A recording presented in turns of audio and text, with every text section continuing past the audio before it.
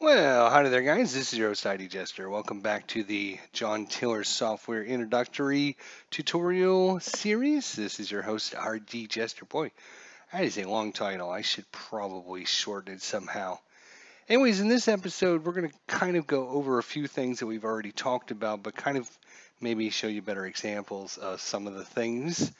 When we talked originally about what you get when you purchase a John Taylor game, I tried to go over and show you the maps and stuff, but I was able to get some of those maps downloaded.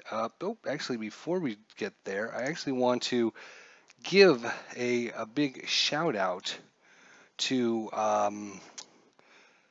let's see, it was Hex 2 Red Alpha 1 and Mate Geary. I hope I'm pronouncing your name correctly. They had mentioned the fact that the sound volume was really, really loud in the game. And there is no volume control actually in the game. But what I was able to do is go in and basically set it up. I've done a few testing videos just to see. I had to crank it all the way down to 4%, 4% of the volume size. So that should be a little bit softer for everyone out there now. So if you're afraid you're going to get your eardrums blown out, I apologize for that. But hopefully now we've got that situated. And again, a big shout out Hex 2 Red Alpha 1. Oh, I love that name. It's just awesome. And Mate Geary for posting those comments in the comments section. So if you guys have any comments, be sure to let me know. So back on to what we were doing now. I can actually close this. So we had showed you as best we could inside the actual Battle for Normandy game, the map. But what I was able to do is actually download the map from the website here. And you can see this is the area that is covered by Battles for Normandy. And it's 190 megs, so it takes a long time to load in, but we'll kind of let it do its thing. And see, it's still loading. It's so big. It's just taken forever to kind of get some details. But you can see the different beaches here. You can see the city of Caen. You can see some of the hills and stuff and Peninsula Point out there. And so this is all the battle map. I believe, if I'm not mistaken, this map is 150,000 hexes strong. And it's beautifully detailed, as you can see from our examples when we played. So that's just one of the maps I was able to download to give you guys a better gist of what we're looking at when you buy a John Taylor game. I was also able to download the, let's see, this one was from, I believe this is from the Kursk, Battle for Kursk. And this one we can actually zoom in on. You can see where the counters are, and you can see some of the actual the city names as we scroll around here. Was this Kursk? It was, here's Pro Hokrova. Hokrova. I know I'm probably mispronouncing that incorrectly, but this might actually be, trying to remember which scenario, which campaign game this came from. But you can see we are just massive. This one loads really nice as well, so we'll kind of look at this map just to kind of show you. Plus, it had counters already on it, so you can kind of see, you know, what we're dealing with here in this situation, and all kinds of really awesome detail. The map, just absolutely gorgeous and beautiful, and loving it. The big size, the locations, everything about it, just spot on, awesome.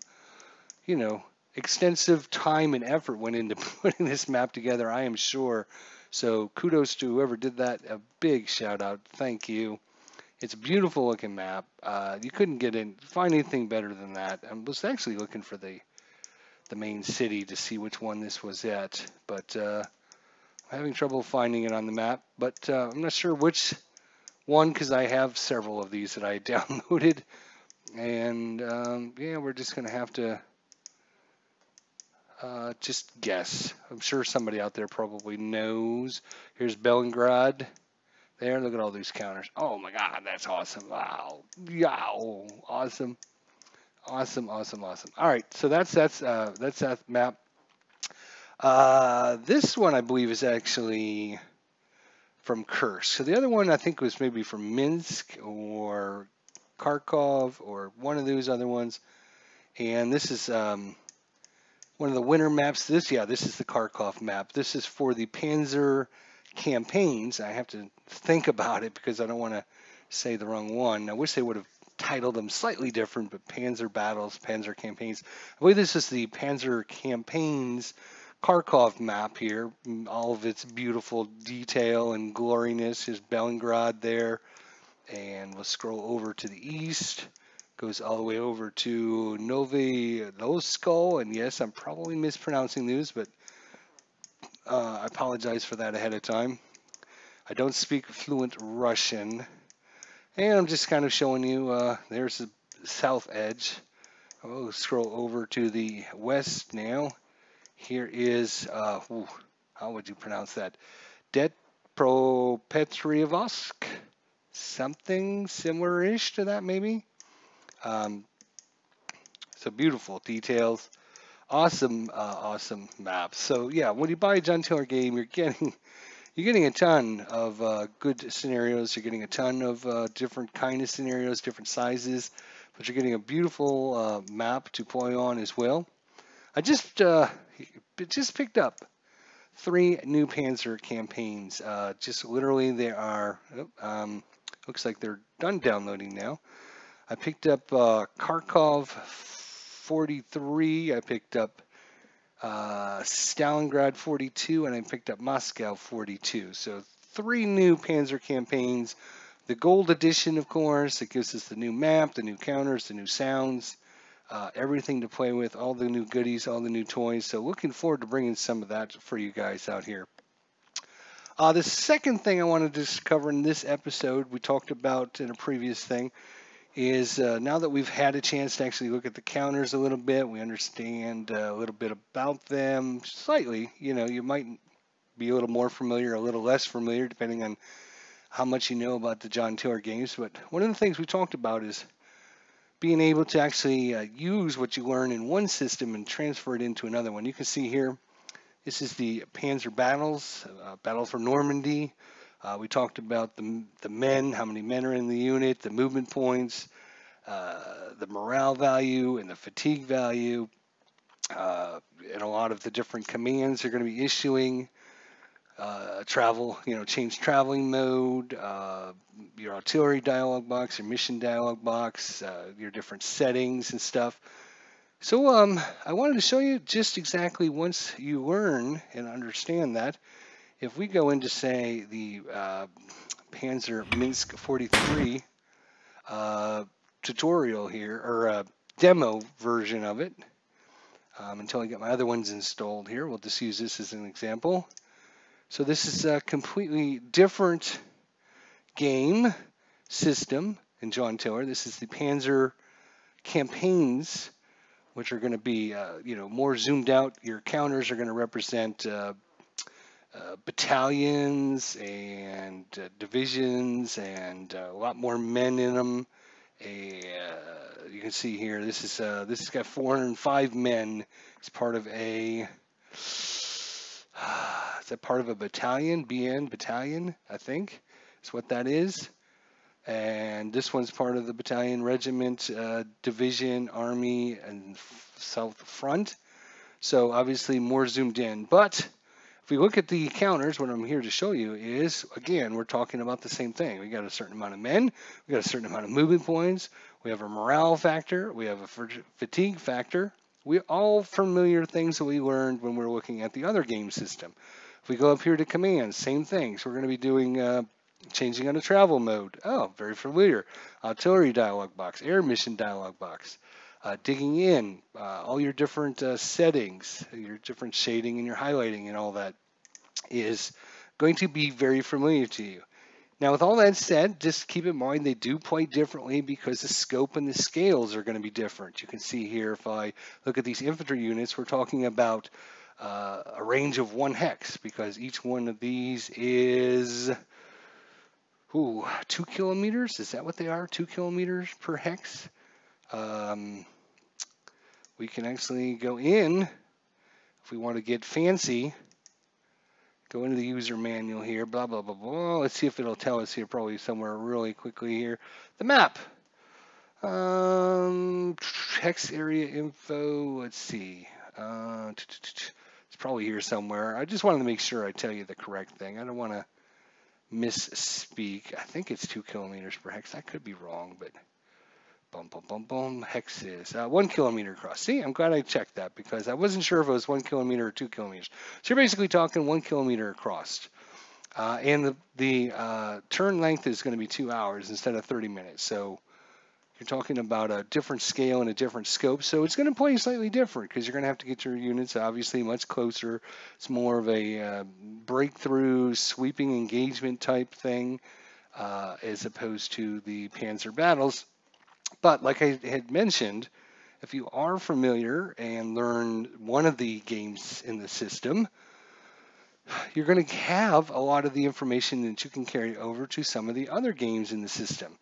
And we're not just talking about, no, we're not going to say that. We're not just talking about Panzer battles and Panzer campaigns, as we are going to be looking at Advance of the Reich, which is a squad battles game, part of their squad battle system. And sure, we'll just use this one as well. That's fine. Yeah, that's fine. All righty. All right.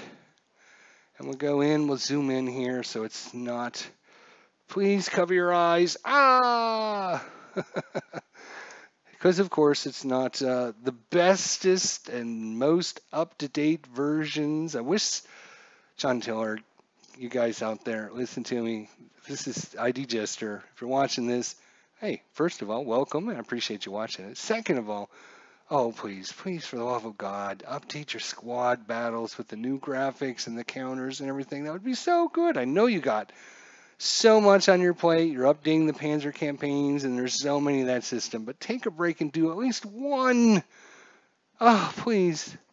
All right, I'm done begging. But if I have to, I'll come to your office and beg. So let me know. But anyways, what we're here to show you is a different game system. This is squad battles. So each one of these counters represents an actual man here. You can see that there's 3 guys here representing a total of 10 men. And you got your sergeant here that has his own counter as well. Here's a machine gun squad over here. It looks like each one of them have their own weapons and etc.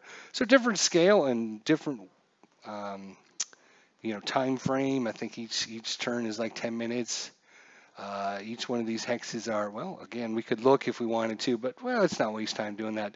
Anyways, notice what we have. We have 10 men, we have a morale value, we have a status value, we have movement points. Very familiar to what we've already seen, so we understand a lot of the core concepts to any of the John Tiller games. So no, we're not going to say that. We're actually going to load up another one of the games I own from John Tiller here. This is Napoleon Campaigns, 1814. Oh, you know what? Hopefully I've adjusted all of the volumes in all of these games. This one needs to go way down, way down to 4%. There we go. We're just going to hit this one, we'll say. Sure, that's fine. Reinforcements have arrived. The French's turn. And here's our different counters again. My eyes, they hurt. So you can see the difference when we're talking about Panzer battles and Panzer campaigns with the new updated look. You see how much effort and time have went into that project. But here we are in Napoleonic campaign series. What do we have? Same thing. We have units with a certain amount of men, a certain amount of strength, quality value, a movement point value, a fatigue value. So it's very Once you understand the core and concepts, we looked at this the other day. When I right-click a unit, I can actually see how many units are in the hex, and if it's overstacked or not overstacked. You can see there's 363. Well, it's a little, so maybe you can't see that, but 363 men are in this hex right here. You can see this hex here has uh,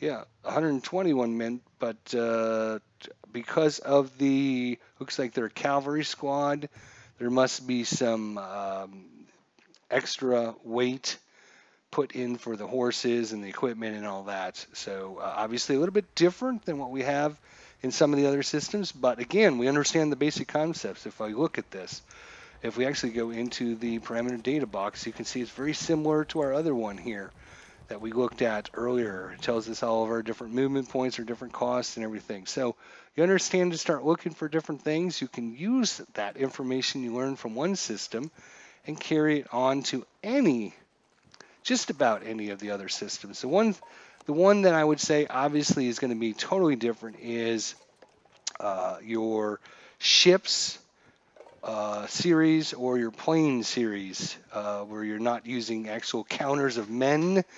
So like Midway, we don't own the Midway. That uses a real-time engine. It's totally different, but so just keep that in mind. But all the ground-based, normal, everyday, uh, different series. You got your squad battles, your panzer campaigns, First World War campaigns, your Civil War battles, your Napoleonic battles, your early war American battles, and your musket and pike series. All these different series, they use the same core concepts for all of them. So once you understand and go through and learn one of the systems, you can obviously take a lot, not all of it, but a lot of it from one system to the other. And there might be only a few things that you need to, look up or research, or, when you're using reading the user manual, there might only be a few things that you actually have to sit down and learn to play that brand new gaming system. So tons and tons of replay ability, uh, crossover ability, and everything you get when you purchase the John Taylor game. So just wanted to kind of update everyone with that, kind of show you exactly what we were talking about. And we'll hope to see you guys in the next episode. So thanks again for watching. And let me know if you have any thoughts, comments, suggestions below. If there's something you're looking specifically at, or any rules, or if you know of anything that's kind of throwing you for a loop and you don't quite understand, give me a shout out in the comments section here on YouTube, and I'll reply back, and hopefully we'll get you some information on that. So thanks everyone for watching, and we'll see you in the next episode.